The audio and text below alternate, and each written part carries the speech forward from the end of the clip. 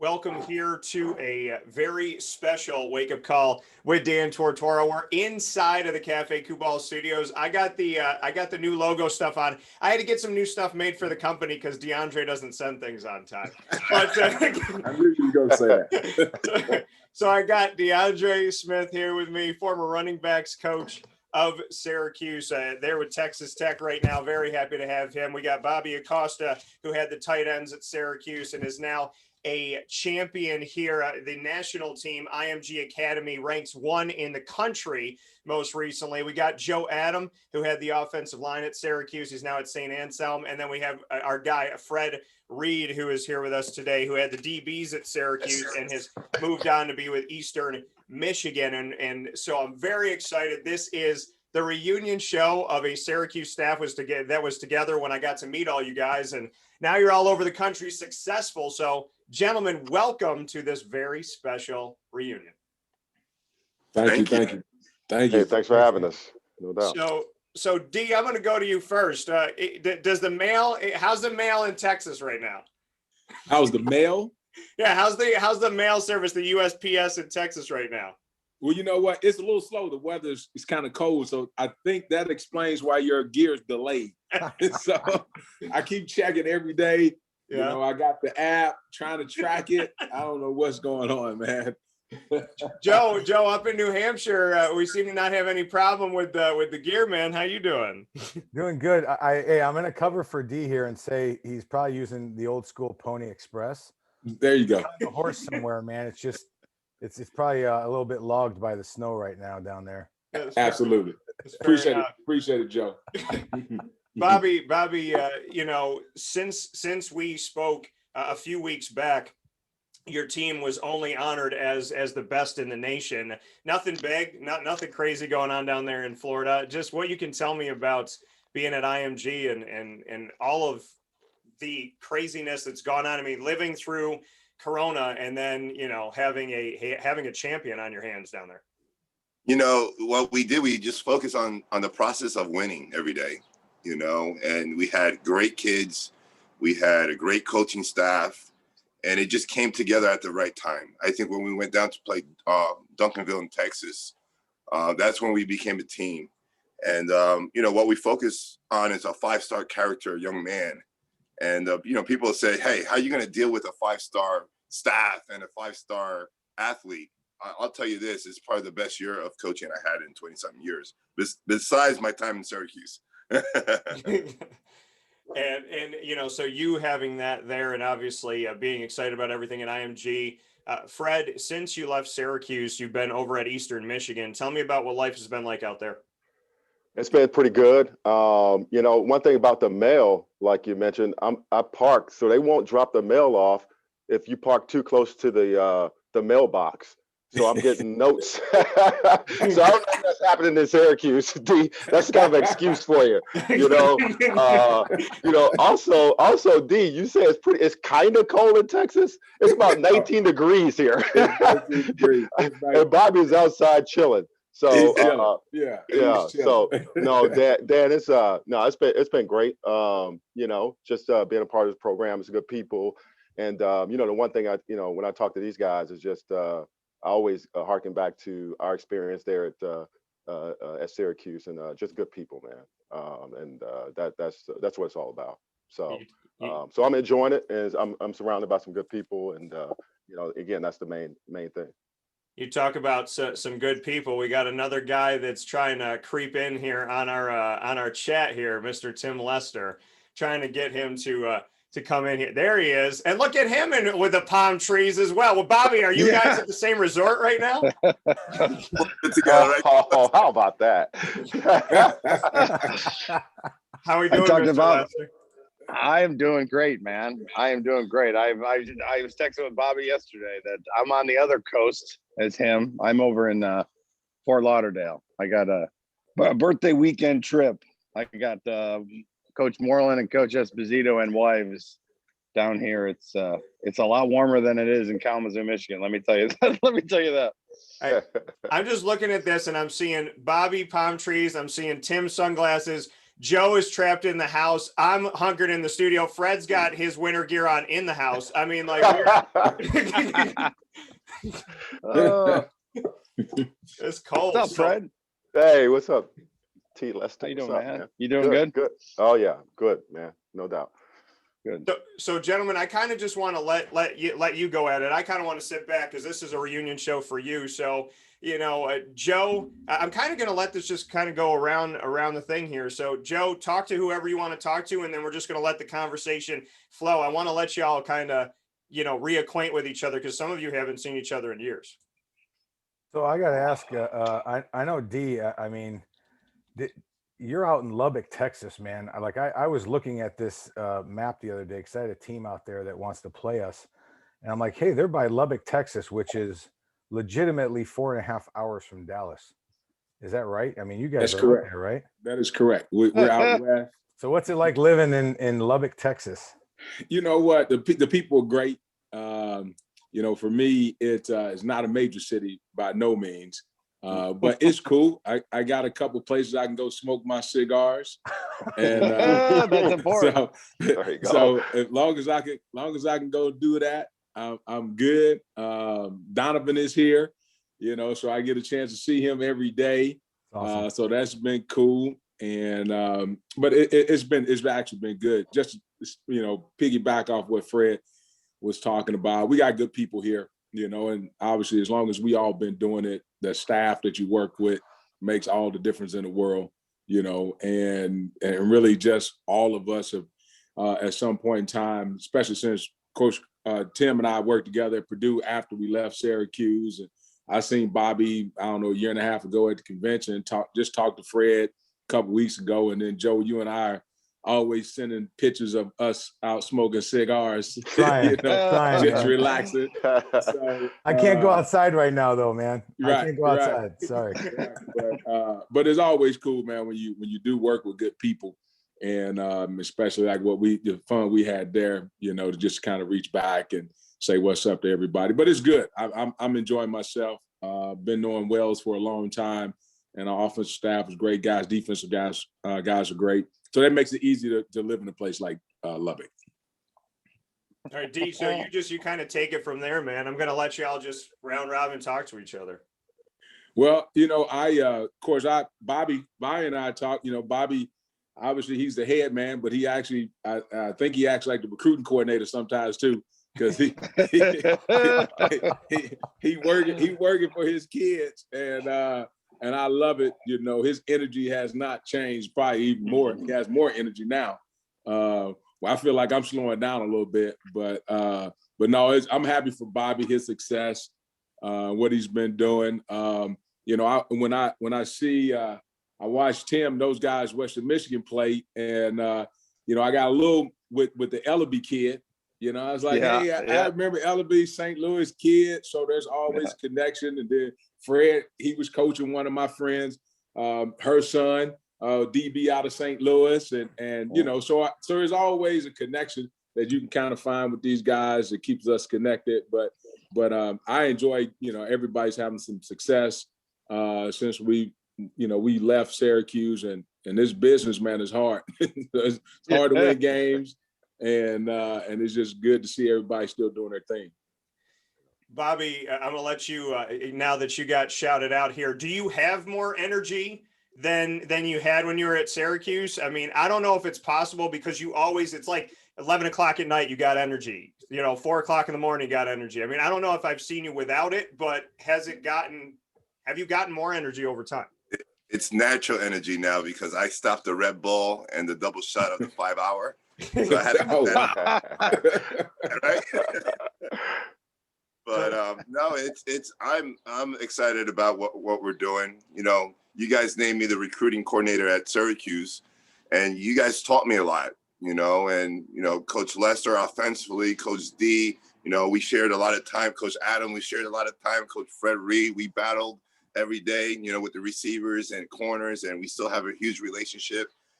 So I've learned a lot, and I'm taking a lot of what I learned at Syracuse to IMG. And, I haven't changed. I'm the head coach. I call plays. I recruit. And, you know, I have the philosophy is I'm going to be the hardest worker on the staff and be the last one in and the first one in, last one out, just like I did in Syracuse. So, you know, I value our time together, and that's why we still talk a lot, you know. Well, you talk about calling plays and wearing a bunch of hats. I don't think Lester lets anybody do anything in Western Michigan when it comes to the offense, right?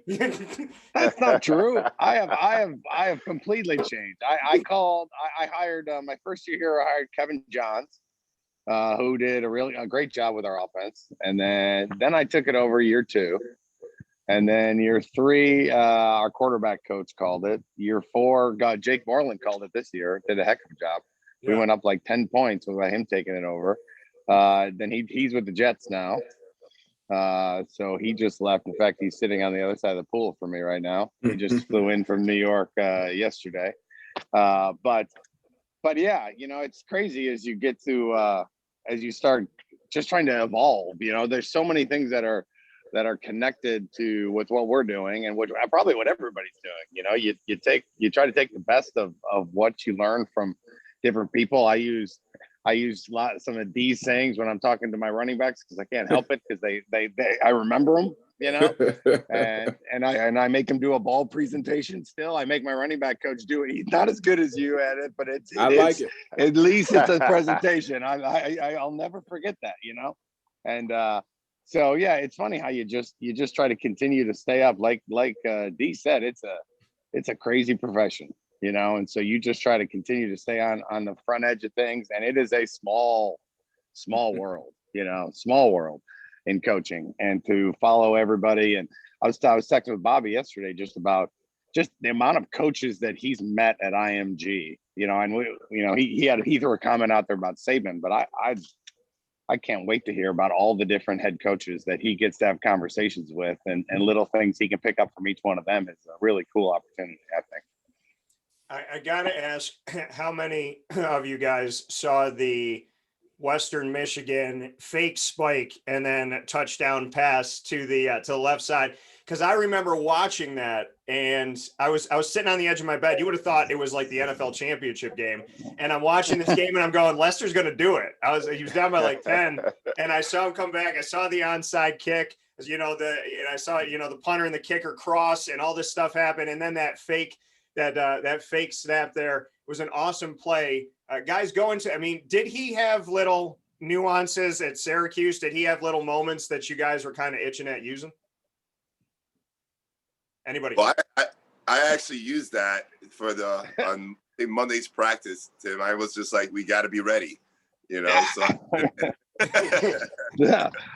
I think Joe was the first one that texted me, and he knew the name of it. Joe was like, "You finally ran Spike It."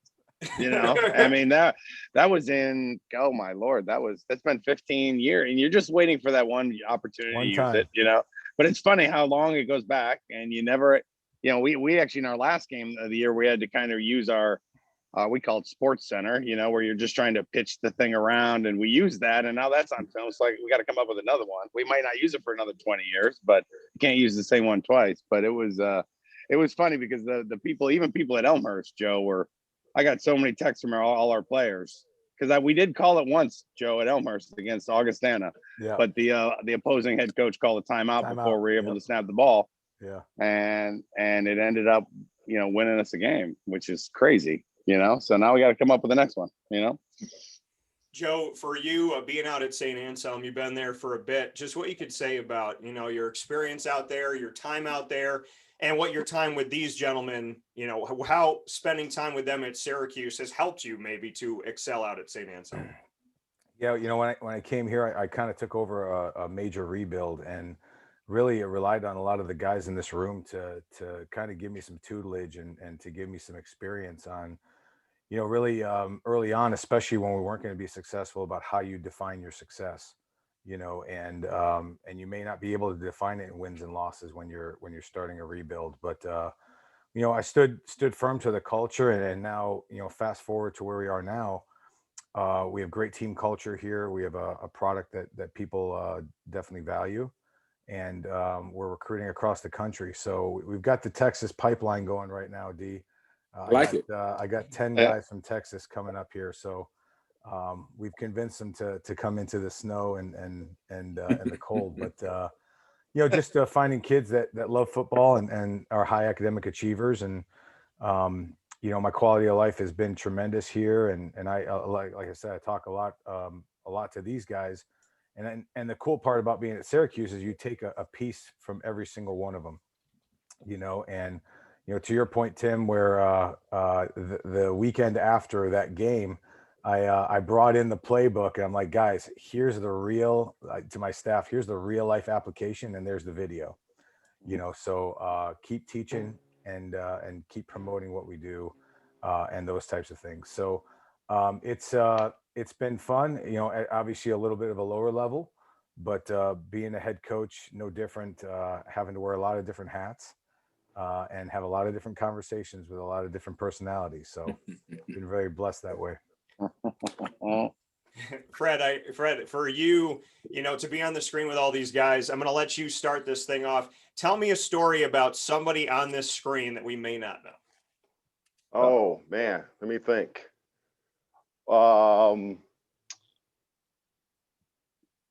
Make the Maker's Mark story with after a game with Joe going over his house, and he's like, "You want something?" And he gets this. He said, "Have you had this before?" And I said, "No, I don't believe I have." And so he gets a little bit of that out, and we're sitting around, just chopping it up a little bit. Yep. And before you know it, we're about 4 drinks in. You know what I mean? It's like, what time is it? I gotta leave. So Joe turned me on to Maker's Mark. So that's my story. Old Joe Adams. Bad influence. Yeah. All right, Joe, tell me a story about somebody. You know what? I got to go. I can tell a lot of stories, but like, I'll tell you what, I'll go back to D here. What impresses me about D, like every day, and I don't know about you guys, but I felt like, I'm wearing like, khaki pants, like a shirt, and I'm like, damn, D's got it on for us, man. I mean, like, D's rolling out. Like, I think maybe DeAndre Smith maybe runs Poshmark right now. I couldn't tell you if he's not doubling as the CEO, because he is the best dressed man that I've ever met in my life. And any fashion tip I need, like if I was going out to like a restaurant, or if I was going out to a function, I was like, hey, D, you want to throw me a couple pointers here? But hey, the thing about that with D is like, there's certain people that like they take the cake. So no matter what school you go to, like we went to Purdue afterwards. D was D. Yeah. But like no matter where we go, like there'll be some guy on our team that tries to look the part, and you just look at him and you're like, sorry, buddy, you're not to the level yet. You haven't made it. Right. It doesn't matter how many schools you go to. There'll be some young man or coach that's trying to get in the realm of learning how to dress like D.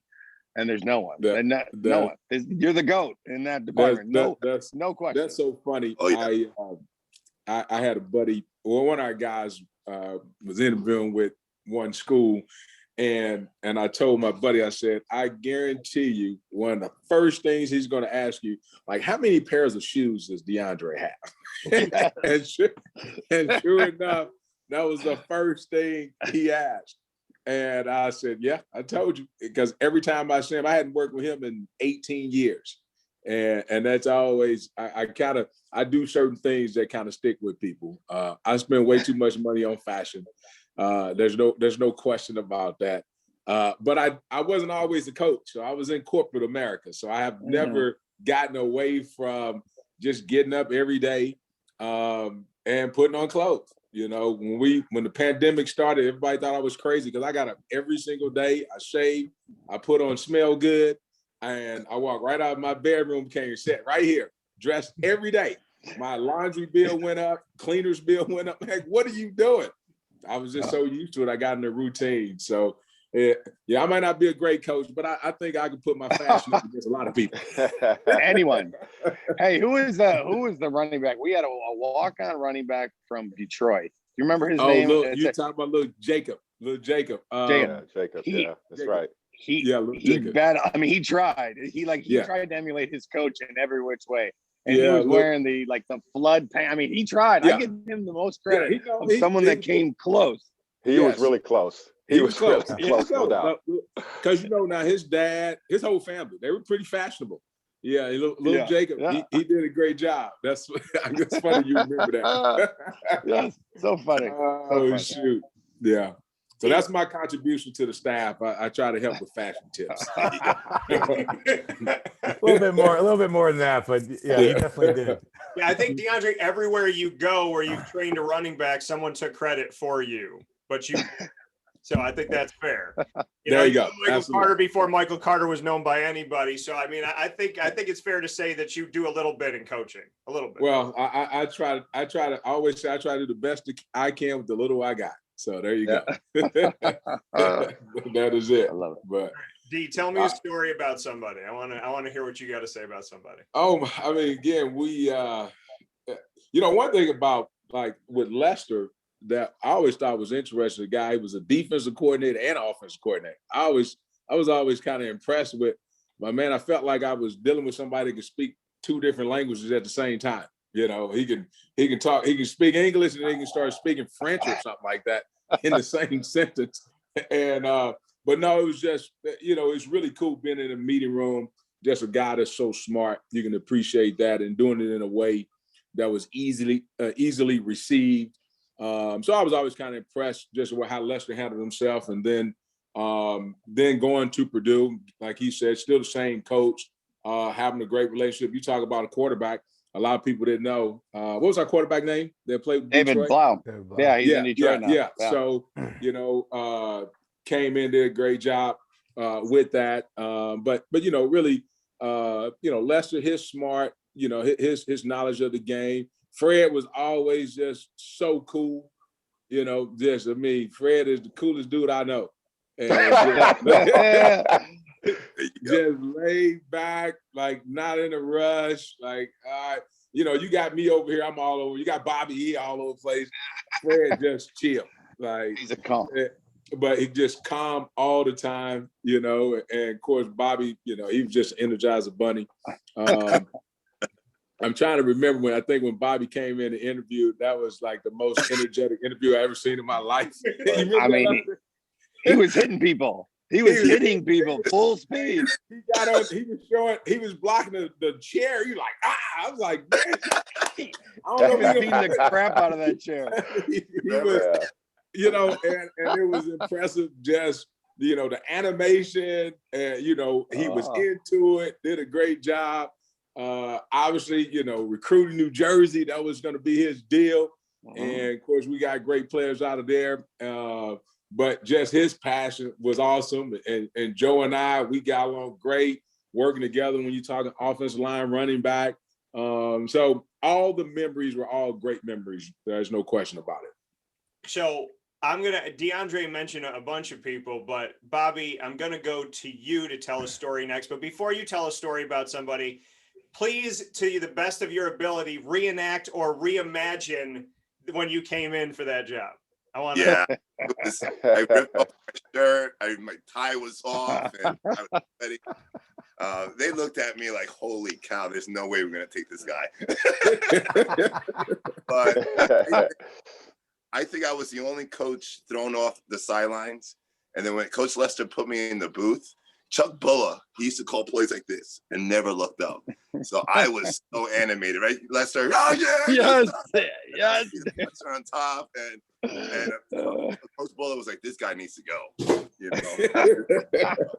But the one story that kind of sticks with me, big time ACC now, and I go out and rent a car for recruiting, and I was going to go with DeAndre.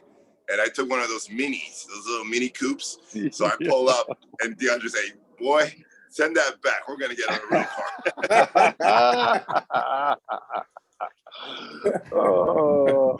That's funny. That's awesome. So, Bobby, tell me a story about somebody.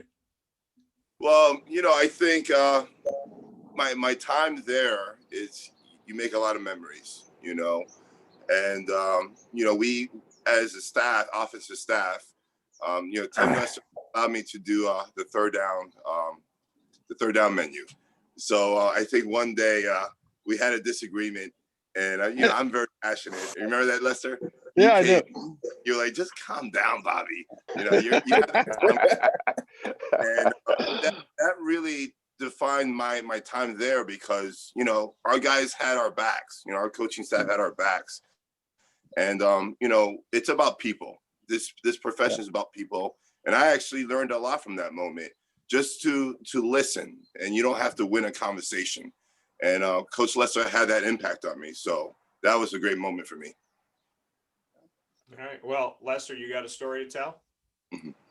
I got tons of stories. I would say the one thing about that was interesting about that job, not to go big picture, but we were much like Joe's dealing with right now, or what he did deal with a couple of years ago, is like we were taking a team that was in the Big East and moving them into the ACC, which is a monumental jump, and we all knew it. And the recruiting that had to be done, and finding the guys. I mean, D could go anywhere and get somebody. Bobby was owning Jersey.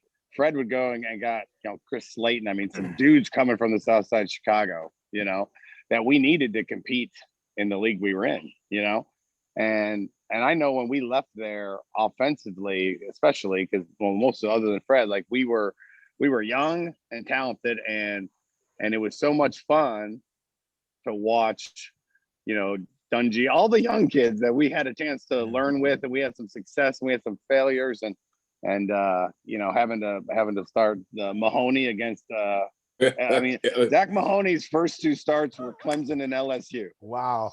Right? Yeah. Those are his first two starts. Walk-on quarterback, tough as nails.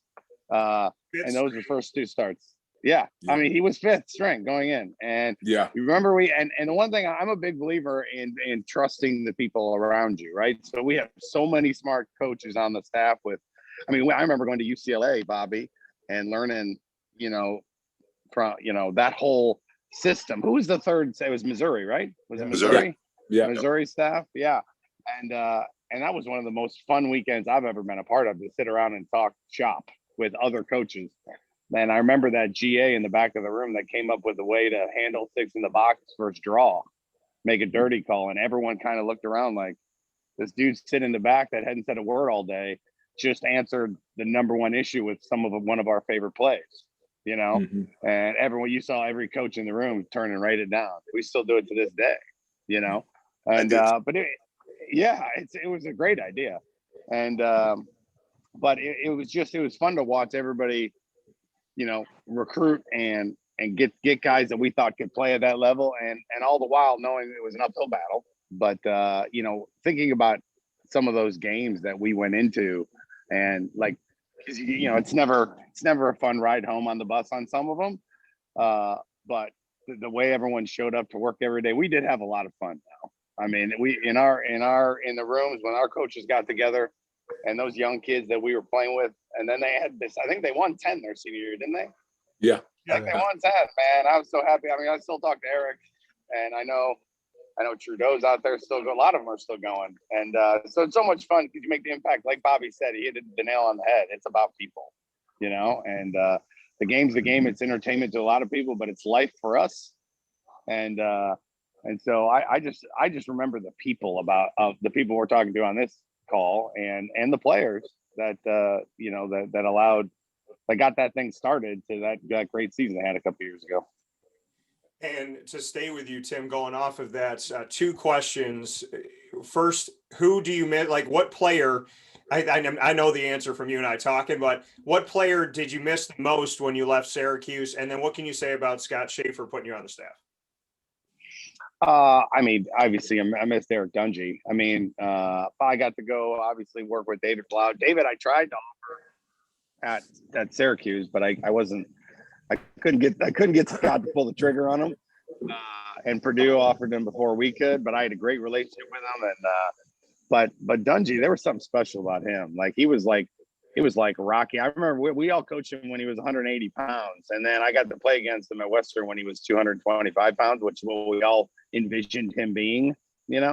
But for me, I was at a Division III school, and me and Joe were, and and we had a great year, and Scott got that job, and the opportunity to go from a Division III program to the ACC was special. You know, it's funny because we all have mentors. You have friends, talking to a bunch of friends, but there's also mentors in coaching, and Coach Shafer is one of those. You know, he has one of the biggest hearts of any human being you'll ever meet.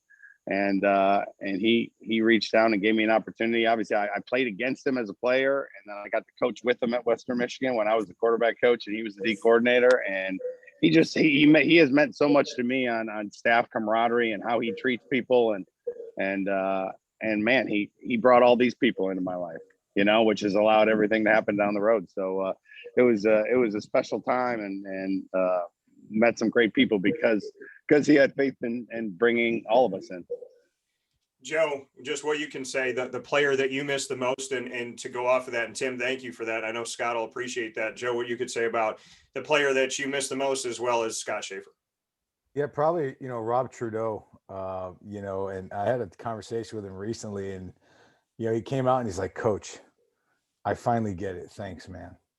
Yeah, because sometimes hey, it was like, when iron sharpens iron, there's going to be sparks, like I tell everybody. So he's like, Coach, man, I get it now. Like, I finally understand like where you're coming from and all the life lessons and the things that you're trying to get me to do.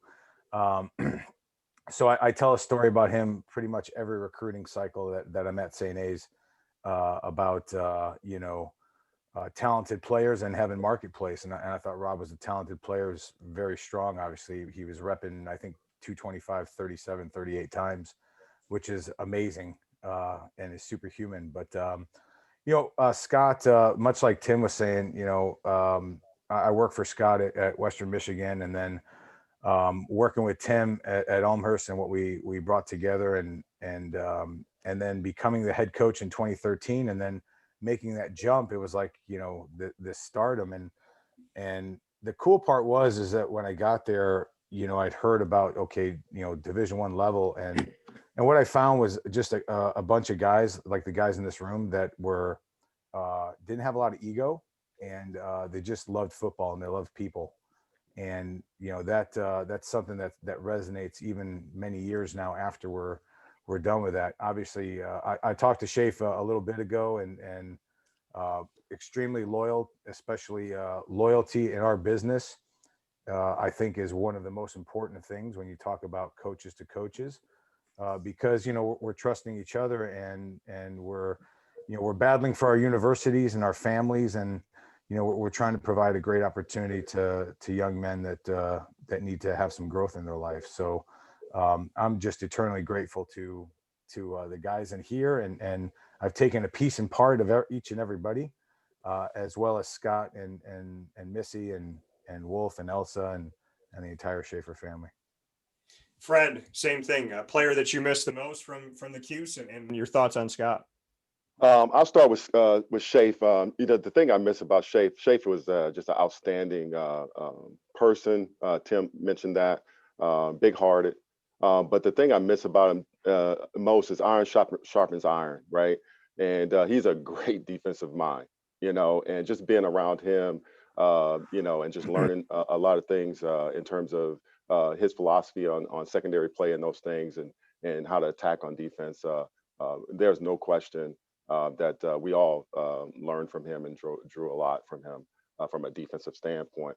And then players, there'll be two players that I'd say I miss, coaching the secondary, and those guys. There's a bunch of those guys, but you get closer to the guys you recruit. And, Chris Slayton, recruiting him out of Chicago, just to be able to see his development, you know what I mean? And I saw it from afar, but to be a part of it would have been awesome. And then also Chris Frederick, out of Georgia. And both those guys had great careers there. And so, just being a part of that, I miss being a part of that, they're the growth and development, you know what I mean, as players.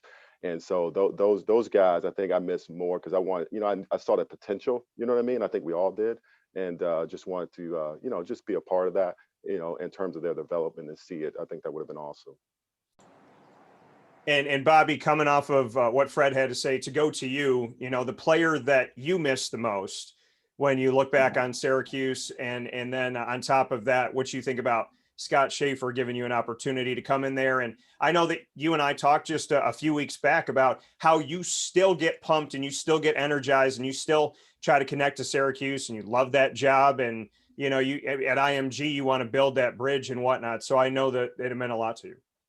I'll start with Scott Shafer first. You know, he took a chance in me. You know, there was really no connection with Shafer. And but he really taught me the value of family, you know, and I got really close with Wolfgang. You know, I hired him at Cornell as an intern. I've been trying to hire him the last couple of years. So I talked to Coach Shafer a lot. I talked to him often, just about life. Wolfgang actually just texted me. So, you know, that relationship is strong there. And, you know, the players, I have to do it as a combo because that room was very entertaining. Grizzly and Steve, remember? It was a party every day in that room. Yeah. Grizzly and Steve just invited me to his wedding. So that's a big one.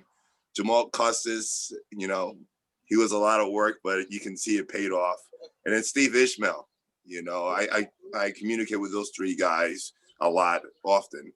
And they shaped me into a wide receivers coach because I was a defensive coach.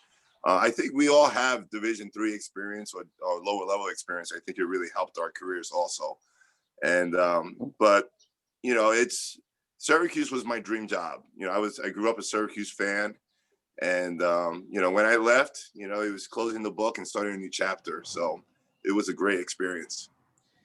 You mentioned those receivers and, you know, fantastic. You come in and working with these guys and Brisley. I have a couple stories now. Steve, I will never forget Steve. And obviously he's from the state of Florida and Bobby, I'm sure you can attest to this. I'm sure many of you probably can, but he never hid his faith.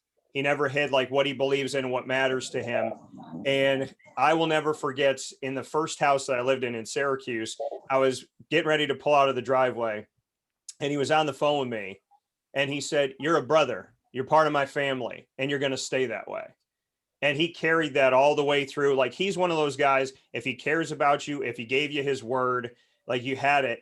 And I know he's tried to, you know, make it in the NFL and do different things. And I just, on the sideline, I don't know what better hands you could trust at Syracuse than Steve. And then Bobby, you know, what are your thoughts on that? You know, there was a game against Florida State. I don't know if the guys know this, but, you know, the trainer said that he had to take off his cross because he's going to lose it. Guess what? He didn't take it off and he lost it. And I was up and down the entire, because he was moping. He was on the sidelines devastated. I was up and down the sidelines looking for this cross. And, you know, we could never find it. But I just said, hey, you left something there, you know. And that's what the impact that he had on people. You know, Steve would leave something with that person. And whatever conversation he was having with you was the most important conversation. So he was a great kid, and you know, I'm just happy that we still have that relationship. And I will the Brisley story that I have is they let him come back and do pro day, and so I go over to Brisley and I'm like, you know, Briz, how you doing? And he's always like just kind of coasting smooth. He's like, good, you know, he's just very relaxed.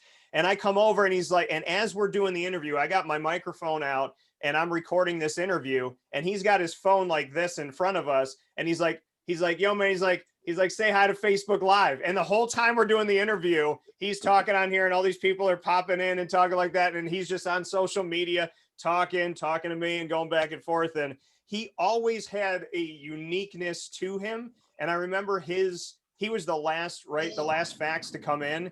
And I was terrified. I was like, it was like 1:17 when it came in the afternoon.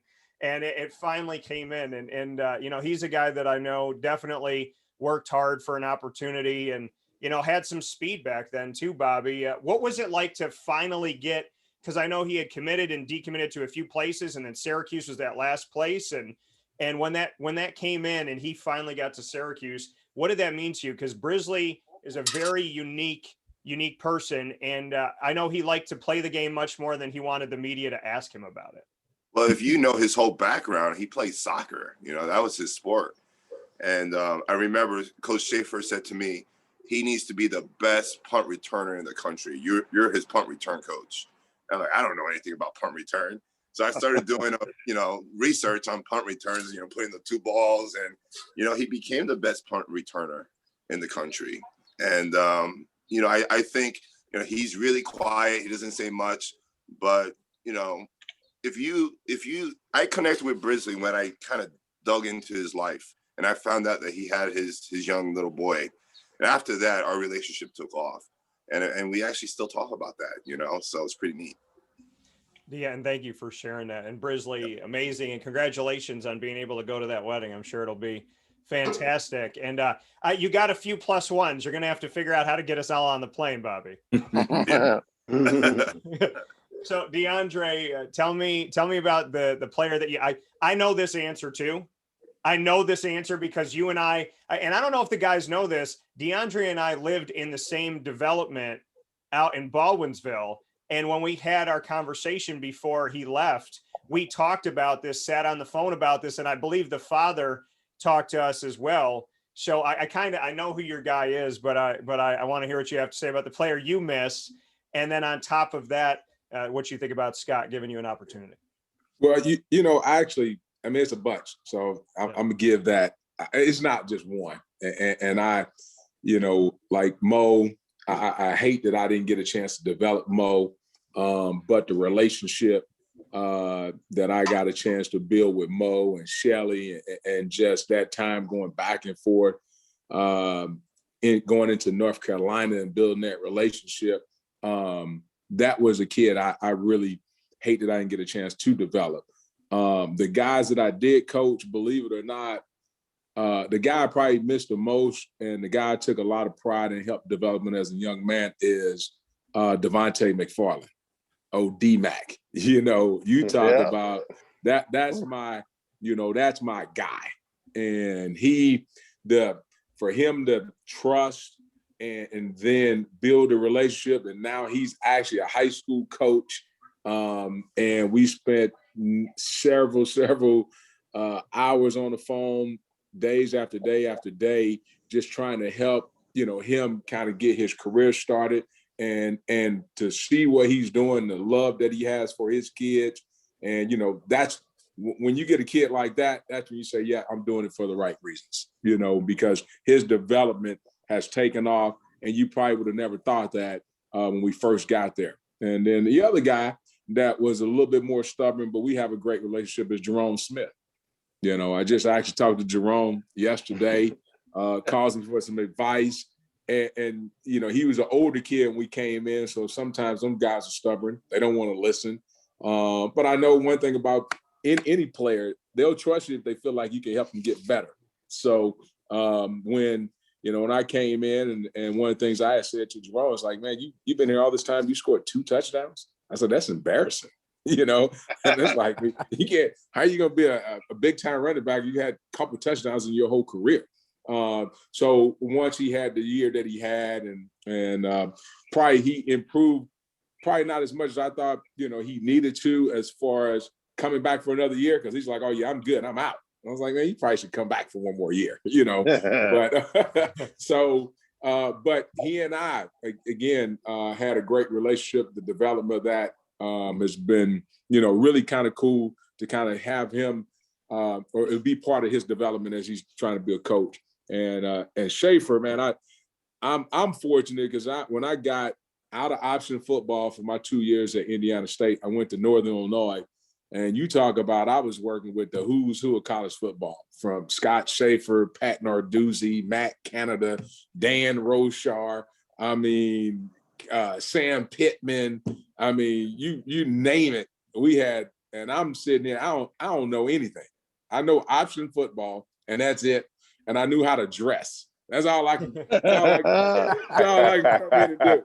I was like, and I tell you, just being around those guys, and the one thing I took from Shafe, his players loved him. His relationship with his players, it was unbelievable. And he recruited Chicago, inner city Chicago, and them kids trusted the heck out of Shafe. And that was the one thing, and I got a chance to kind of Alva. We had Alva working with us, twin, and he had a brother, and that relationship as a player. And then we had so many great DBs, and I was kind of tight with all those guys. But his relationship with his players You know, when you sit back and you, like we all talk about, you take a little bit of some things from everybody. I was like, yeah, I like how he can coach them hard and he can get the most out of them. And I mean, because he will coach them guys hard. And I learned that, hey, you can still do that and have a relationship with guys. Hey, D, that option football stuff that you know so well, that ended up helping us a little bit. Yeah, it came out of the closet. We had to dust it off, but yeah, it was key. We needed that. That was huge, and your knowledge of that. Oh my God! I tell you what, we'll sprinkle it in every place I'm at. You know, we'll sprinkle it in. I'll slide it in some kind of way. You know, and it's like, hey, you know, you might want to think about this. And actually, the end zone system, you know, that Bobby kind of brought when we were out there at UCLA, and I always equate it to triple option football. You know, when you put a guy in conflict, you gotta have a read key and you gotta have a pitch key. So, you know, it's all numbers games, and that's how it always registered to me. So and we still do it now. Everybody kind of has some form of RPO, and you can tag it whatever run scheme you want to have. But you know, everybody's kind of doing it. So my option background is not the old school, hey, you know, being a true wishbone. As they cleaned it up a little bit, we can go into gun and pistol and all that. But no, that has helped serve me a little bit over the years. But I tell you, Shafer, man, he, you know, just his relationship, and again, we stayed. I mean, this was 20 years ago that we worked together first initially, and we've been tight ever since. And obviously he gave me a great opportunity to come to Syracuse, which was cool to get, you know, got a chance to work with all these guys. You know, and before we go to the final piece here, which a lot of you guys know as rapid fire, so we get to put each other on the hot seat.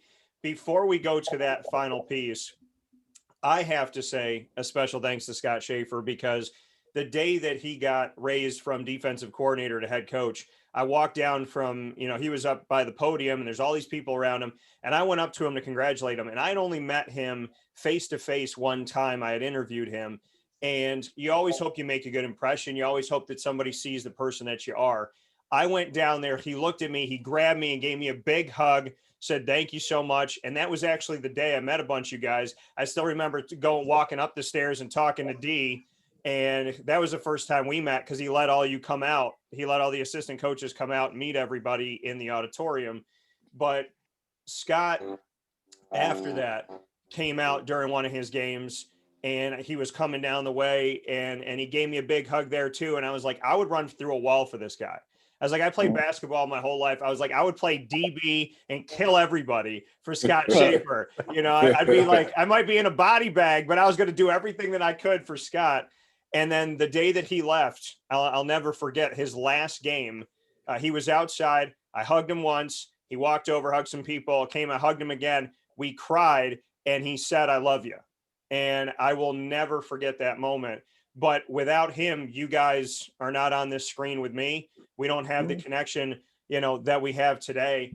And I have to honestly tell you that, and I was saying it off the air a little bit, I gave you guys my word, you know, that when you leave Syracuse, you don't leave my heart, you don't leave me. And it is so good and so refreshing. And I know there's some guys that aren't on the screen right now, you know, the Chuck Bullas and the Clark Lees and whatnots. And I want to shout them out too. But it's a true testament to what I think Syracuse had, because you're all successful, because you've all found landing spots, because you've all moved forward. And I think that speaks volumes. And I got asked on a Pennsylvania radio station, do you think Syracuse, when you guys were all there, it said, do you think Syracuse will ever get back to winning? And I said, see, y'all aren't paying attention. It's already happening, because each and every single one of you was winning on the recruiting trail. And talking to those kids, talking to the, you know, the 14, 15, 16, 17-year-old kids, when they spoke to me about Lester, about Reed, about Smith, about Acosta, about Adam, about Shafe, about Lee, about Bulla, and so on and so forth, when they talked to me about Moreland, when they talked to me about you guys, there was a relationship and an honesty and a truth and a belief that they had in you. And I said to that radio station, they've already won on the recruiting trail. You just haven't seen the win show up on paper yet. So before we go to the last segment, I want to thank you and give you all credit where credit's due. And I know you're humble guys. And I know even when I said it off the air, you know, kind of just said thank you. But you guys deserve it, because I wanted nothing more than success for you all. And it killed me the day that you all left Syracuse. But the fact that we're all here today shows that good people stay around each other, and good people end up getting the right job and getting taken care of. And I'm proud. I'm very proud to know you. And I'm very proud that each and every single one of you has found a spot somewhere in football. Appreciate that. Appreciate Appreciate that. it, Dan. Appreciate it, man. Yeah. So with that being said, now that I said all the nice stuff, it's time to go to rapid fire. And so with rapid fire, I get to put you on the hot seat. You put me on the hot seat. We're going to go 1 for 1. So Fred, I'm going to start with you. I'll ask you a question. You ask me a question, and then we'll move on from there. So my question for you, Mr. Reed, is if you had to be trapped in a room for a year, if you were in solitary confinement, what's the one song that could help get you through it that you could listen to every day on repeat? Holy cow! One song. Wow. Man, there's so many. I don't know. I'll say, dang, Frankie Beverly and Maze come to mind. Yeah, I think I would have some Maze. I don't know what exact song from Maze, because he has a whole. They have a whole list of them. But let's just go. Man, that's just tough. I know. I mean, like a million songs just went through my mind. Yeah. Yeah. So, hell, that's why they call it the hot seat, right? You have no idea. Yeah. Man, that's tough. Probably let's go Michael Jackson, Beat It. That's the easiest song I could think of, and they'll keep me up, energized for the whole time I'm in that room. Fair enough. What's your question for me, Fred? My question for you is, as you look back at it, just give us one thought in terms of, I know you kind of gave some thoughts, about the staff and those type of things. Just one thing that sticks out to you about the staff in particular, even if it's a funny story or whatever. You guys told me the truth. On the recruiting trail, you guided me. We worked together. I think, doing what I do for a living, I think you all know that, like, I'm media by credential badge, but not by how I act. I do genuinely care about the kids. I care about you guys. And so I function somewhere in this realm of, like, I want to get I want to write different things, but more than that, I want to build relationships. And I think, what I mean, again, you wouldn't be here today, and I wouldn't be here talking to you in this sense of, we built relationships because we were honest. We were real. We talked about things that mattered. I remember Lester gave me something in February, and he said, you take this with you and you say nothing until August, because if you say anything, like, it comes from me. And I kept my mouth shut. I didn't say a word about anything. And then July comes around, somebody else gets the story and they throw it out there, and they don't care. And they don't care what relationships they burn and what they do. And then I was the 8th person to report the story. And then somebody said, look at Dan Tortora, like, out there, number 8, as always, he's not first. And that to me, I was like, I can't come out and say, Lester and I were talking about this, because that relationship meant more to me than anything. So, I don't think Tim and I would be talking today if he couldn't trust me. And so I think what I took from your staff is that what I asked you for trust, you gave it to me, and I gave it back. And I just, I wanted to be hanging out on a beach on some yacht somewhere years later more than I wanted a story. So Bobby and Tim are my best bets right now. But no, I mean, I think what it comes down to is you build trust on the trail, and you either build it or you break it. And I think a lot of people want that one story to make them famous. And I want the people that I can be friends with when I'm 80 years old. So I think your staff gave me that. Cool. For sure. And DeAndre, I'm going to go to you next. All Talk right. about your style and your fashion. Who inspired you to dress the way you do? It's funny. When I was growing up, Bill Cosby had these sweaters, the Cosby sweaters. Fred, I don't know, Joe, Lester, you kind of young. So Lester might not know. Lester young. I have zero fashion sense. Yeah, but no, I guess I kind of always liked his sweaters. They were kind of they stood out, and I kind of had some influences where I went to high school. Guys, pretty sharp dressers, and that was always my thing. When I was a senior, I was best dressed in my class. So it's been something I've just absolutely done my whole life. I don't know any other time I haven't thought about dressing up for something, you know. So it might have started there, and then over the years, you know, working with when I was in college, I worked with this car dealership, and all the guys had tailored suits and pants and shirts and everything. So I kind of got into that. So I was a 18-year-old wearing tailored suits. So it's been in my blood for a long time, for sure. Fair enough. What's your one for me? Well, you know, of course, I've seen you a couple times, man. You like super duper skinny now. Like, I'm like, dude, like, what? I mean, so what are you doing? Are you doing avocado vodka like my man Tom Brady? What are you doing right now? Like, what's your secret? Well, you know, like I wanted to, my arms and my legs have always been strong and I had muscle there, but I wanted to tone my stomach and I wanted to get right. So basically, you know, I mean, I need to cook home more than I do because I love to cook and it's very like therapeutic for me, but I just started walking every day. And to be honest, you know, back in March of last year, like March, April, I went through a tough time, like personally, and I couldn't get my head straight. So I just started walking. And then I was like, healthy mind, healthy body. I hear this all the time, but I never did it. You know, healthy body, healthy mind, healthy mind, healthy body. So I just started walking and I just kept with it and kept on it. And I said, if I'm going to eat something that I want to eat, then I need to make sure I take care of myself. I need to tone myself. And I went into to visit my knee doctor because I had a knee injury from years ago. And he's like, your knee looks better than it's looked in like a decade. He goes, what are you doing? I was like, Doc, you know, I'm just walking. I'm just trying to do some like exercise, something every day. And he was like, well, you know, you look the best you've ever looked. And I just saw him a couple of days ago and he's like, you look the best you ever looked today. And I was like, well, you said that 6 months ago. So if that's the truth, then I'm good. But yeah, man, it's been healthy mind, healthy body. And it's just, you know, it's just been that. So we lost Lester. yeah, Oh, shoot. Tim had to pop because we killed his battery. But right. but yeah, no, I've just been walking and clearing my mind, talking to God and trying to stay in peace. There you go. I like it. It's working for you. Thank you, sir. I appreciate that. Mr. Adam, my first question for you is, oh man, we've talked about a lot of stuff.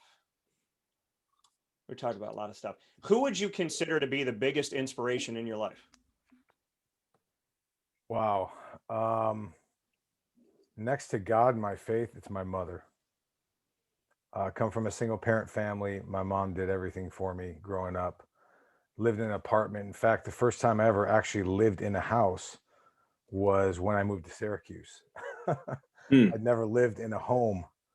We've always lived on an apartment, and my mother sacrificed a lot. She worked some blue collar jobs when I was growing up in high school. And, you know, a lot of the time we'd have a 2-bedroom apartment for me, my mom, and my sister, and my mom would be the one that was slept on the couch. That's a true story. So a lot of the fiber and fabric of who I am and what drives me to try and do better every day, to try to extract the very best out of people, to treat people correctly and treat people right.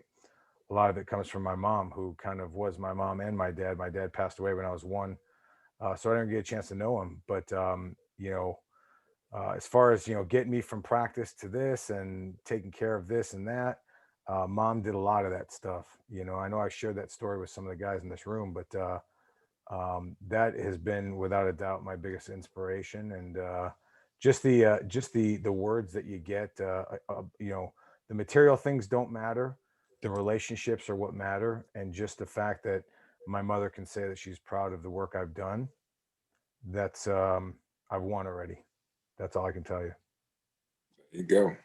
You know, and I'll never forget, Joe, when we talk about like media stuff and whatnot, I remember you said to me one time, you said, you know, people forget who reads stuff and who reads these articles and who sees these things. He goes, my mom, and you said to me, you said, my mom reads this. Yeah. You know, and you really like brought it home of like that love and that connection and the fact that like, you know, you live in a profession where, you know, there's people that that are in cubicles every day and they make mistakes, but nobody stands over them screaming at them, telling them what they did. But in the profession that you guys chose to be in, you're always in a spotlight, and sometimes it's good and sometimes there's adversity, and you still have families and you have people that love you, that read this and that see it and that hear it. And it plays so much to show your strength, your tough skin because of your mother, but also the fact that you humanized coaching when I talked to you that day, even more so. And I'll never forget that. Yeah. It's, it's something that comes with our profession. And I think there's adversity, I want to speak for everybody. I think there's adversity every day, whether it's, administrators, players, media, message boards now, or the keyboard warriors, as we call it, who like to say whatever they want to say behind their pseudo, fake screen names. It's a lot easier to have an opinion via Twitter and those types of social media pieces versus actually being in it and actually being in the room with those guys, teaching them different concepts, trying to extract them to get the very best out of them. That's what kind of makes the guys in the group special. And I appreciate all of that wisdom very much. So what's your question for me, sir? Yeah. So, I mean, like, if you're on a deserted island here and you can get takeout from one place in Syracuse, who you calling? Man, you can get me in trouble. I work with a bunch of people. I know you work with a bunch, so I'll tell you what, I'll allow you to go more than one, but hey, they call it the hot seat for a reason. I know. So I'm gonna get veal parmesan from Avicoli's, that's for sure. I'm gonna get boneless signature home sauce from the Wildcat Wings. I'm gonna get my orange dream sundae from Carvel DeWitt. I'm gonna get the spicy chicken sandwich from Chick-fil-A, Cicero, and man, it's like I thought about this. And then I'm gonna get, who am I missing? I'm gonna get, oh man, I'm gonna get my pumpkin spice chai. D knows about it. My pumpkin spice chai from Cafe Kubal. Yeah. I want to do that, and I think I'm pretty good if I get all this. And from the Mill House, I'm probably going to get my bee sting pizza that's got honey and chilies on it. So I'm probably, that's probably going to be what I'm taking. I'm going to take like a piece of everything. Sweet. To the best of my ability. All right, Bobby. My question for you, Mr. Acosta, is what has been, outside of football, what has been the greatest treasure of your life? Easy. My kids. Sophia and Aiden. And, this profession, it puts families in all different situations, but they've been my rock. Sophia's 7 going on 27. Aiden does not like football. He's into his computer. He likes talking gigabytes and he's getting straight A's. So I'm good with that. Maybe one day he'll enjoy the game, but that's my constant. That's who I wake up for. That's who I work hard for, my kids. So. And I appreciate that. And I know when they were at Syracuse, they were so tight. What was it? What did you tell me? Was it 3-1? Is that what they were at the time? Yeah. Or? Yeah. Yeah. Very, very little. So, yeah. I mean, and I look forward to being a dad someday. I know that, many of you have the opportunity to know what it's like to do that. And I can appreciate and respect you building the future. Bobby, what's your one for me? All right. The dynamics of our staff. So Scott Shafer hires you.